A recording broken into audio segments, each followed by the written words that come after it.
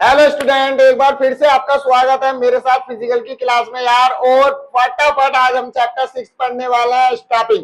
ठीक है, और आपको पता है हम बिजनेस के ऑलरेडी 5 चैप्टर कंप्लीट कर चुके हैं, जिसमें हमने पहला मैनेजमेंट के प्रिंसिपल्स, नेचर और सिग्निफिकेंस कंप्लीट करे। दूसरे में फिर हमने प्लानिंग, फिर हमने ऑर्गेनाइजिंग।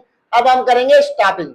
स्टाफिंग में देखो होता क्या है बेटा जी, सबसे पहले मैं वो क्लियर कर देता हूँ आपको। स्टाफिंग में क्या होता है, जैसे मान लो कोई आपका फार्म है या आपकी कोई कंपनी है, ठीक है। उस कंपनी या फार्म के अंदर कुछ जॉब्स क्या है, वैकेंट है, कुछ पोजीशंस वैकेंट है, ठीक है। जिन पोजीशंस को आप भरना चाहते हो, फिल करना चाहते हो, ताकि उन पोजीशंस पे बंदा कोई काम करे और उससे बेनिफिट मिले किसको, आपके कंपनी या फार्म को।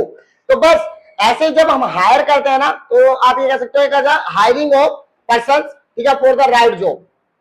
ओके, राइट पर्सन को राइट जॉब के लिए हम हायर कर रहे हैं, उसी को हम कहते हैं एक तरीके से स्टाफिंग। चलो जल्दी से स्टार्ट करते हैं चैप्टर को फटाफट। तो जैसे कि आप देख पा रहे हो बेटा, स्टाफिंग चैप्टर को यहाँ पे चैप्टर 6 है ये, ठीक है। और चैप्टर नंबर जो हमारा 6 और स्टाफिंग चैप्टर है ये, ठीक। सबसे पहले हम अगर स्टाफिंग की डिफाइन की बात करें, तो स्टाफिंग की डिफाइन है बेटा, it is a process of hiring and developing. Hiring मतलब वैकेंट जॉब के लिए पर्सन को हायर करना। दूसरा डेवलपिंग, बट क्यों यूज कर रहे हैं यहाँ पे डेवलपिंग, इसलिए कर रहे हैं क्योंकि बेटा जब हम हायर करते हैं किसी पर्सन को, तो हम उसकी स्किल्स को और ज्यादा डेवलप करते हैं इस प्रोसेस के अंदर, ठीक है। उसको ट्रेनिंग देकर उसकी स्किल को और ज्यादा बढ़ाते हैं। ओके, इसलिए हम इसको डेवलपिंग वर्ड भी यहाँ पे यूज कर रहे हैं। अंदर require professional to the fill in the various positions को बनने के लिए, मैंने जैसे कि अभी आपको बताया, बैकएंड जो पोजीशंस है, बैकएंड जॉब है हमारी, उनको फिल करने के लिए। डन। चलो अब हम बात करेंगे इनकी नीड क्या बेटा, कि हमें स्टाफिंग की जरूरत क्यों है। ठीक है, देखो सबसे पहले हमें स्टाफिंग की जरूरत है कुछ रीजन से। यहाँ पे कुछ 4 रीजन है मेन, जिनकी वजह से हमें क्या चाहिए, स्टाफिंग चाहिए। देखो पहला, स्टाफिंग जो है वो एक फंक्शन है मैनेजमेंट का, जो कि मैनेजमेंट को फुलफिल करना ही होता है। This the requirement and find the right people, क्योंकि ये मैनेजमेंट के लिए एक रिक्वायरमेंट है किस चीज के लिए, कि वो राइट पर्सन को ढूंढे, राइट पीपल को ढूंढे for the right job. Okay, basically आप ये कह सकते हो स्टाफिंग फिल्स द पोजीशंस। आप बेसिकली ये कह सकते हो कि स्टाफिंग क्या करती है, पोजीशंस फिल करती है as soon in the organisation structure. वो पोजीशंस फिल करती है बेटा जो पोजीशंस हमारी ऑर्गेनाइजेशनल स्ट्रक्चर में क्या लग रही है, फ्री लग रही है, वैकेंट लग रही है। ओके, उसके बाद an emphasis on the human element as the quality, और साथ में उसमें ह्यूमन क्वालिटीज को भी क्या करा जाता है, मेजर किया जाता है राइट जॉब के लिए। जैसे कि लाइक उसके एप्टीट्यूड्स क्या है, ठीक है। एप्टीट्यूड मतलब उसके पास कितना पोटेंशियल है फ्यूचर में कुछ भी स्किल या नॉलेज लेने का। ओके, और उसका एटीट्यूड कैसा है, फिर उसका कमिटमेंट किस तरीके का है, ठीक है। इस तरीके से देखा जाता है। तो ये ह्यूमन क्वालिटीज को भी क्या करता है, मेजर करता है जॉब के लिए। तीसरा, the availability of an organisation, फिर ये एबिलिटी देखी जाती है ऑर्गेनाइजेशन की to achieve its goal depend upon the quality of human. आपको पता है किसी भी ऑर्गेनाइजेशन या किसी भी फॉर्म की अचीवमेंट या उसका एक जो प्री डिटरमाइंड गोल होता है, वो डिपेंड करता है बेटा ह्यूमंस के ऊपर। ह्यूमंस मतलब जो बंदे वहां पे काम कर रहे हैं, ठीक है। अगर वो अच्छे से काम करेंगे तो बाबू आप खुद ही सोचो ना, जब अच्छे से काम करेंगे तो प्रॉफिट तो मिलेगा ही मिलेगा फॉर्म को, है ना। तो इसलिए वो अपना अचीव भी कर पाएगा उस गोल को, जो गोल उसने प्री डिटरमाइन करा, पहले से तैयार करा प्लानिंग के अंदर, है ना। इसलिए Therefore, इसलिए हम कह सकते हैं staffing is very important managerial function. Okay, availability of knowledge and theory is a specialised area.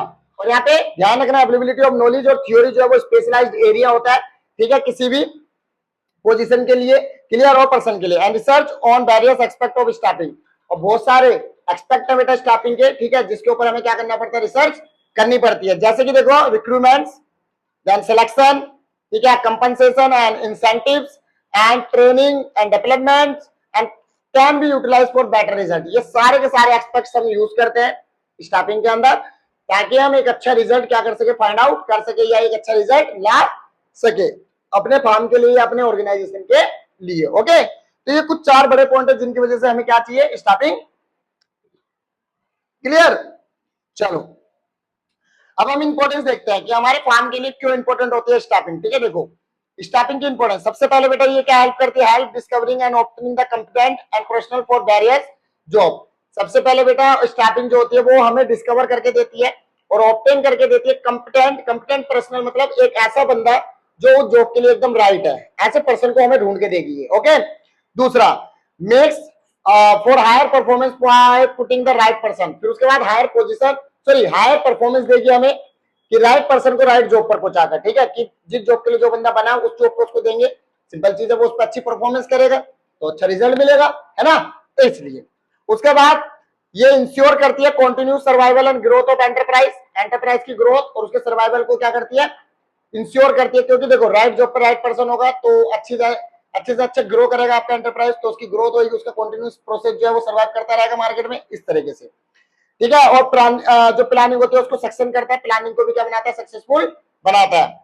फिर उसके बाद the helps to ensure the optimum utilisation of human resource, और जो ह्यूमन रिसोर्स होती है हमारे एंटरप्राइज की, ठीक है, उसको क्या करता है, अच्छे से यूटिलाइज करता है, फुली यूटिलाइज करने में क्या करता है, मदद करता है। Okay, and improve the job satisfaction, और साथ में job satisfaction and morale of employees through जो objective assessment and fair reward की तरह, मतलब एक अच्छा रिवॉर्ड देते हैं एम्प्लॉइज को, प्लस में उनको एक अच्छा कंपनसेशन, एक असेसमेंट देते हैं उनको अच्छा, ठीक है। उससे क्या होता है, हमारे जो एम्प्लॉइज होता है उनमें भी अपना मतलब खुद का एक कहते हैं ना मोटिवेशन आता है उनके अंदर कि हम और अच्छा काम करें अपने ऑब्जेक्ट, मतलब अपने फार्म के लिए, अपने फार्म के ऑब्जेक्ट के लिए, ठीक है, मतलब जो उसका ऑब्जेक्टिव है उसके लिए। देन तो इस तरीके से तो एक जॉब सेटिस्फैक्शन लेवल भी क्या होता है बेटा, इससे अच्छा होता है। तो ये कुछ इंपॉर्टेंस है हमारी स्टाफिंग की। प्रोसेस की बात करते हैं, स्टाफ, ठीक है, इन द स्टाफिंग प्रोसेस क्या क्या स्टेप्स है। पहला, एस्टिमेट करो मैन पावर रिक्वायरमेंट। देखो सबसे पहले बेटा इसके अंदर यही होता है, जब हम प्रोसेस की बात करते हैं स्टाफिंग की, तो सबसे पहले आप ये देखो कि आपको अपने मतलब फार्म के अंदर या अपनी कंपनी के अंदर कितने लोगों की जरूरत है, ठीक है। लोग मतलब कितने लोग चाहिए आपको अपनी, ठीक है, उस पोजीशन मतलब उस वैकेंट जॉब को भरने के लिए, ठीक है। सबसे पहले वो हमें नोटिस करना होता है। इसका मतलब हम ये कहना चाह रहे हैं यहाँ पे कि कितनी जॉब्स आपके पास फ्री है जिन पे आप अपने लोगों को लाकर रख सकते हो या जॉब दे सकते हो, डन, वो चेक करो। दूसरा, फिर रिक्रूटमेंट करो। रिक्रूटमेंट मतलब लोगों को बुलाओ आप इंटरव्यू के लिए कि भाई आओ इस जॉब के इंटरव्यू के लिए, ताकि आप उसमें क्या कर सको बेटा, ये सर्च कर सको, ठीक है, कि कौन बंदा, ठीक है, उस जॉब के लिए क्या है, बेस्ट है और सुटेबल है, उसकी क्वालिटी, ठीक है, और वो बंदा, उसकी क्वालिफिकेशन, उसकी नॉलेज। ओके, तो मतलब एक तरीके से मान लो रिक्रूटमेंट क्या होता है, एक तरीके का सर्चिंग होता है, ठीक है, पर्सन राइट जॉब के लिए, कि एक पर्सन को हम क्या कर रहे हैं, ढूंढ रहे हैं, खोज रहे हैं जो जॉब के लिए एकदम क्या हो, करेक्ट हो। ओके, उसे हम रिक्रूटमेंट करते हैं। फिर उसके बाद जब हमें वो पर्सन मिल जाता है रिक्रूटमेंट करते समय, तो फिर हम उसको सिलेक्शन कर लेते हैं उसका, कि भाई चलो तुम्हें सेलेक्ट कर लिया, तुम एकदम सही हो जॉब के लिए, आ जाओ। फिर उसके बाद हम उसकी प्लेसमेंट देते हैं, मतलब उसको उस जॉब पे भेज देते हैं कि भाई चलो अब इस जॉब पे आप काम करो, ठीक है, संभालो इस जॉब को, और उसका ओरिएंटेशन करते हैं, क्लियर। फिर ट्रेनिंग देते हैं उसको, डेवलपमेंट करते हैं उसका बेटा, ट्रेनिंग देकर उसकी स्किल्स और उसके मतलब उसकी स्किल और उसकी नॉलेज को और ज्यादा क्या करते हैं, बढ़ाते हैं। तो ये कुछ प्रोसेस है बेटा स्टाफिंग के अंदर, क्लियर।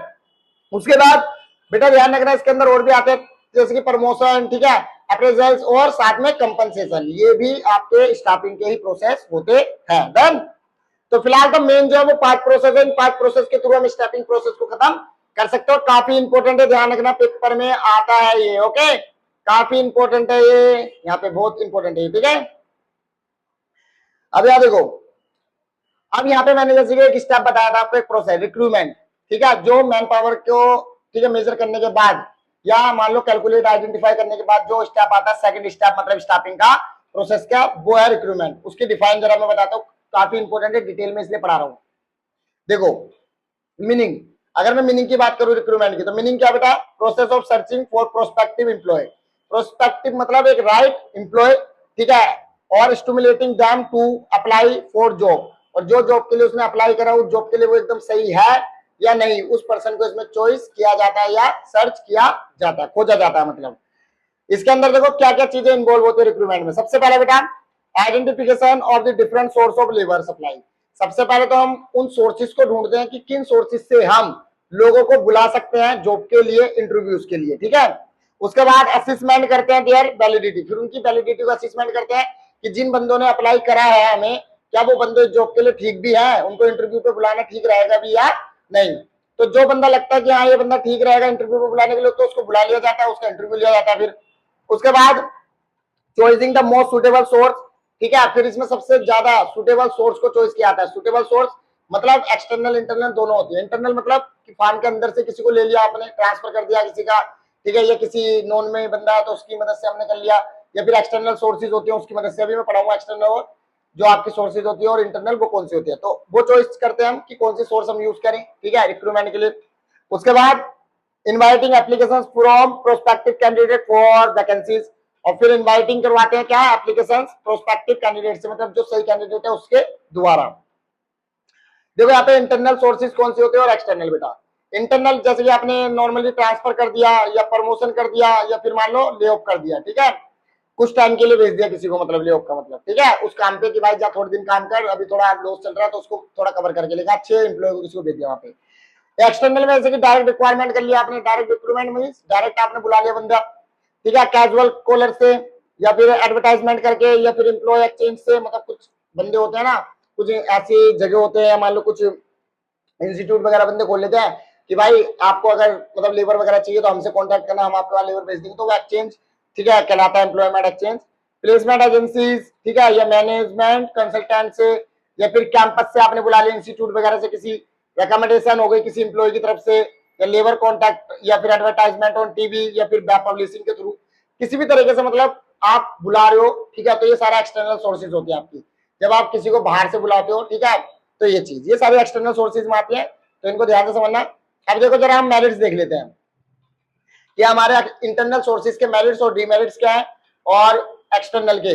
देखो मेरिट्स क्या मिलेंगे बेटा हमारे इंटरनल के, सबसे पहला मोटिवेट होगा एम्प्लॉय, क्लियर, और हायर मॉरल होगा एम्प्लॉय का, क्यों, क्योंकि अगर हम उसको ट्रांसफर करके उसको अच्छी पोजीशन पे भेजेंगे या उसका प्रमोशन करेंगे, ठीक है, उस पोजीशन के लिए बेटा मान लो, तो उसका मोटिवेशन और बढ़ेगा, चलो मेरा प्रमोशन हुआ, मेरा ट्रांसफर हुआ अच्छी जगह और मेरे को अच्छे पैसे मिलेंगे, तो मोटिवेट होगा, वो मेरिट मिलेगा। सिंपल होगा और रिलायबल होगा, काफी बहुत आसान होगा, ठीक है, और रिलायबल इसलिए होगा क्योंकि उस बंदे को काम पहले से आता है आपके फार्म का। डन।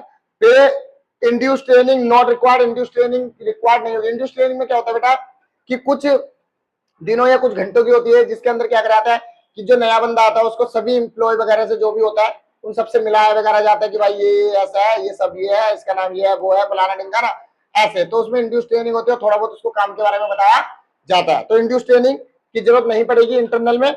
और सरप्लस स्टाफ जो है उसको ट्रांसफर कर दो आप एक अच्छे एरिया में जहाँ पे शॉर्टेज हो रही है। सरप्लस मतलब एक अच्छा स्टाफ जो आपका होता है, जो अच्छा कमा के दे रहा है आपको, या अच्छा बंदा मतलब कि किसी भी लो एरिया को भी अपर एरिया पे ला सकता है वो बंदा अपनी मतलब क्वालिटी से, तो उस बंदे को वहां पे भेज दो। उसके बाद चीपर होता है, काफी सस्ता होता है, क्योंकि इंटरनली ट्रांसफर कर दिया आपने तो ज्यादा कुछ उसमें पैसा लगा नहीं रिक्रूटमेंट करने में, इसलिए। लिमिटेशन इनब्रीडिंग है, नया कुछ नहीं आ पाएगा, ठीक है, नया टैलेंट मतलब आ नहीं पाएगा आपके फार्म में। एम्प्लॉयज बिकम लेथर्जी, मतलब एम्प्लॉय जो है वो बहुत ज्यादा आलकसी बन जाएंगे, क्यों, उनको ये लग रहा है तो हमारा प्रमोशन हो ही रहा है, तो इसलिए। Filling all vacancies through internal source is not possible, सारी की सारी आप वैकेंसीज को इंटरनल सोर्सेज से पूरा कर दो, वो पॉसिबल नहीं होता, एंड कंपटीशन हैम्पर हो जाएगा आपका, एंड रिड्यूस प्रोडक्टिविटी, और एम्प्लॉयज की प्रोडक्टिविटी भी क्या हो जाएगी, रिड्यूस्ड हो जाएगी। डन। एक्सटर्नल के मेरिट्स, क्वालिफाइड पर्सन मिलेगा आपको, वाइडर चॉइस होगी आपके पास, फ्रेश टैलेंट होगा आपके पास, और कॉम्पिटेटिव स्पिरिट आएगी, ठीक है। लिमिटेशन डिससेटिस्फैक्शन आ सकता है जो एग्जिस्टिंग एम्प्लॉयज उनके बीच में, और लेंथी प्रोसेस होता है काफी, और कॉस्टली प्रोसेस होता है, ठीक है, तो ये कुछ लिमिटेशन है हमारे एक्सटर्नल के। डन। अब देखो बेटा सिलेक्शन, सिलेक्शन भी हमारा एक प्रोसेस था ना रिक्रूटमेंट के बाद जो होता है, तो उसका मीनिंग और उसका प्रोसेस। सिलेक्शन में देखो क्या होता है, प्रोसेस ऑफ स्क्रीनिंग कैंडिडेट, इसके अंदर बेटा क्या होता है, कैंडिडेट की स्क्रीनिंग की जाती है, who offer themselves for appointment so to choice the most appropriate one for the job. मतलब इसमें क्या होता है, कैंडिडेट आया, उसने इंटरव्यू दिया, अब उसको सिलेक्ट करना है, तो उसको स्क्रीनिंग किया जाता है, देखा जाता है कि वो बंदे ने जो अपॉइंटमेंट करा है, मतलब तुमने बोला है कि मैं जॉब के लिए एकदम परफेक्ट हूँ, उसको अपॉइंट कर दिया गया मान लो, ठीक है, कि चल भाई आ, ठीक है, अब उसका क्या करा जा रहा है, यहाँ पे देखा जा रहा है कि भाई तुझे अपॉइंट करा गया तो बता चला तुझे क्या क्या आता है, ये सब है ना, तो एक अप्रोप्रिएट जॉब दी जाती है उसको, फिर वहां पे उसका ये सब चेकअप करने के बाद। इसमें देखो बहुत कुछ होता है स्क्रीनिंग में बेटा हमारे सिलेक्शन में। देखो सबसे पहले प्रीलिमिनरी स्क्रीनिंग होती है, जिसमें जो कुछ ज्यादा खास नहीं होता, पहले से पहले कुछ चीजें उसकी पूछ ली जाती है नॉलेज वगैरह के बारे में ऐसा। फिर सिलेक्शन टेस्ट होते हैं, और उसके बाद इंटेलिजेंसी टेस्ट होते हैं। इंटेलिजेंसी टेस्ट में बहुत सारे टेस्ट होते हैं, जैसे कि like aptitude test, personality test, trade test and interest test, ये 4 प्रकार के टेस्ट कम से कम उसके होते हैं। फिर इंटरव्यू होता है बेटा उसका, एम्प्लॉयमेंट इंटरव्यू, फिर उसका रेफरेंस और बैकग्राउंड चेक किया जाता है, फिर सिलेक्शन डिसीजन लिया जाता है, फिर मेडिकल एग्जामिनेशन होता है, फिर जॉब ऑफर दिया जाता है उसको, फिर कॉन्टैक्ट किया जाता है एम्प्लॉयमेंट के साथ, मतलब उस बंदे के साथ जिसको जॉब के लिए क्या करा गया है, ऑफर किया गया है, उससे कॉन्टैक्ट भी किया जाता है फिर, ठीक है। अब आगे बेटा तीसरा आपका ट्रेनिंग एंड डेवलपमेंट। देखो ट्रेनिंग और डेवलपमेंट में क्या होता है, ट्रेनिंग भी एक प्रोसेस है बेटा, इस प्रोसेस के अंदर क्या होता है, increasing the knowledge and skills. इसमें हमारे जो स्टाफ नया स्टाफ आता है उसको, ठीक है, नॉलेज और स्किल्स दी जाती है एक ट्रेनर के द्वारा, मतलब कोई भी एक ट्रेनर होगा उसके द्वारा उसको क्या कराएगा, नॉलेज और स्किल दी जाएगी उस फार्म के ठीक है, काम के बारे में, और समझाया जाएगा किस तरीके से उसको वो काम करना है, किस तरीके से नहीं, मतलब एक तरीके से मान लो स्किल्स डेवलप कर रहे हैं उसके अंदर। Okay, and it is enable to employ to do job better. ऐसा इसलिए किया था ताकि वो अपने काम को अच्छे से कर सके, क्योंकि देखो नया नया आया, उसे पता नहीं है इतना कि फार्म के अंदर किस तरीके से काम होता है, कैसे काम होता है, ठीक है, और कैसे करना है, तो इसलिए उसको सिखाया जाता है ये चीज, ठीक है। और ये जॉब ओरिएंटेड प्रोसेस है बेटा, ठीक है, ये अपनी जॉब को अच्छे से कराए जाने के लिए, अपने काम को अच्छे से कराने के लिए किया जाता है ये।